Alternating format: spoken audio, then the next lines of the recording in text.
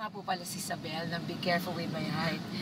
Ako po ay buong puso nagpapasalamat sa lahat ng mga tumangkilik at walang sawang nanood sa loob ng 2 taon at kalahati ng aming teleserye Be Careful With My Heart. Salamat po sa pagmamahal, sa suporta at sa inspirasyon na binigay niyo po sa aming lahat para magpatuloy at gawin sa araw-araw ang teleserye namin. Maraming salamat po muli.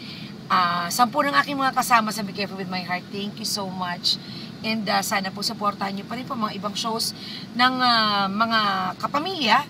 Of course, magkikita-kita pa rin tayo. Makikita niyo pa rin po kami sa iba't ibang serye. And hopefully, malay niyo naman, one day magkasama-sama pa rin po kami. Maraming salamat po ulit.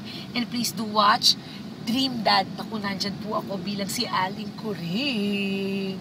Ayan, salamat po. Tandaan niyo po, kayo po ang gumawa sa karakter ni Isabel. Salamat po sa pagmamahal.